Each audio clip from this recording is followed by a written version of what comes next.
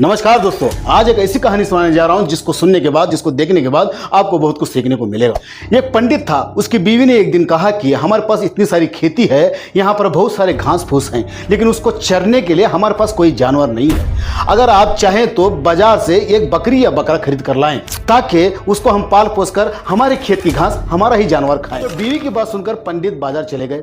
वहां से एक अच्छा तंदुरुस्त बकरा खरीद लिया। खरीद कर अपने कंधे पर बिठाकर वो चल दिए अपने घर। रास्ते में जाते जाते उस पंडित के कंधे पर एक बकरे को देखकर तीन ठग, तीन चोर, तीन धोखेबाज उस पंडित को देखकर तीनों आपस में डिस्कस करने लगे कि इस पंडित के कंधे पर तो इतना मोटा ताजा बकरा है, क्यों ना इससे ठगा जाए।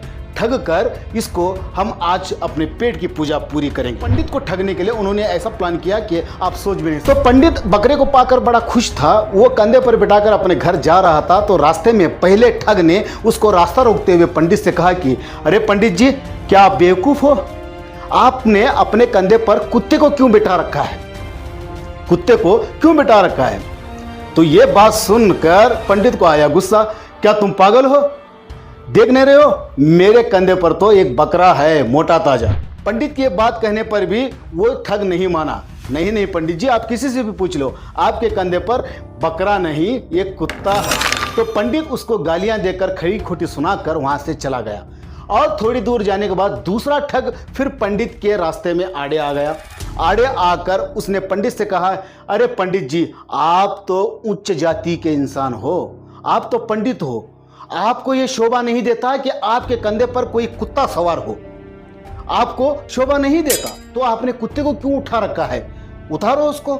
लेकिन पंडित उसको भी खरी खोटी सुनाकर वो चला गया। थोड़ी दूर जाने के बाद पंडित को तीसरा ठग मिला।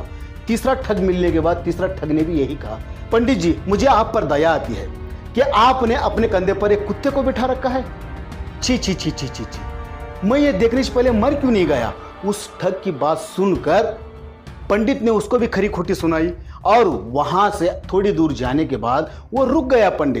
पंडित रुक कर सोचने लगा, एक आदमी, दो आदमी, तीन आदमी ने कहा कि मेरे कंधे पर एक कुत्ता है, बकरा नहीं। तो उसने क्या किया, उस बकरे को नीचे उतार कर जंगल में छोड़कर वो अपने घर चला गया। तो दोस्तों, इससे हमें क्या सीखने को मिलता है?